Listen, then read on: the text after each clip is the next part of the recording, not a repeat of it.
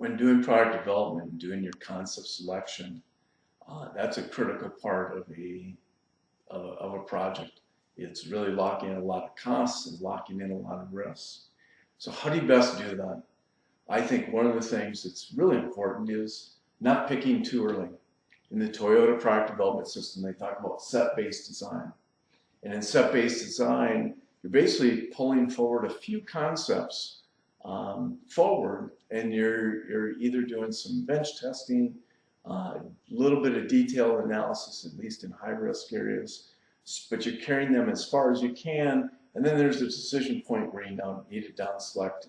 If it's 3, maybe just down to 2 for a little while, but eventually down to the one that you're going to use. So the idea of set-based design is that you're not picking on too early, narrowing in on one concept. You're allowing concepts to go in parallel as long as rational for the cost of your project. In a lot of projects, you can carry parallel things with very small incremental costs. You just have to decide when those incremental costs are going to expand, and you want to eliminate that. One way to look at a larger number of concepts early that people have talked about using at least is QFD, or quality function deployment.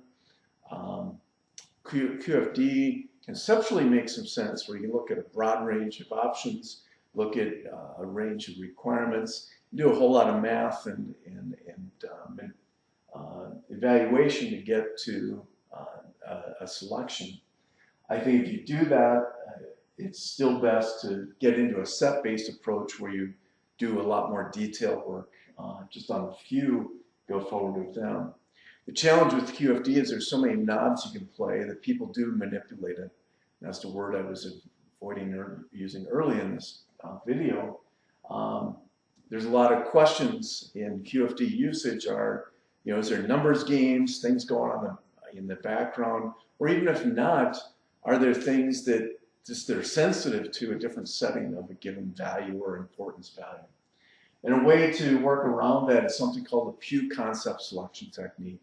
So instead of the hardcore numbers in QFD, say on a 1 to 10 scale, Pew just simply gives it a thumbs up or thumbs down for a given criteria.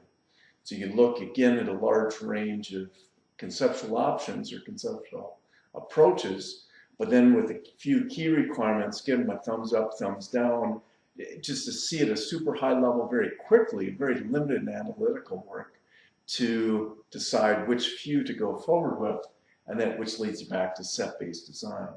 Because of the detailed numbers involved in QFD, there's a tendency to be sensitive to that. It's a 1 to 10 scale, we need to be accurate, and so more effort, more analysis goes into that to pick the right numbers. But a simple thumbs up, thumbs up, thumbs up, thumbs down approach that's used in Pew concept selection can race you to that finish line of a decision much quicker, and yet without the need for a whole lot of extra analytical work.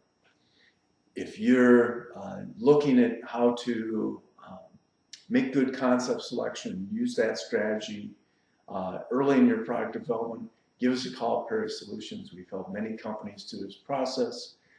We'd like to help you make that good strategic concept selection to give you the most chance of success, to meet your budget, your schedule, and your customer desires on your new product.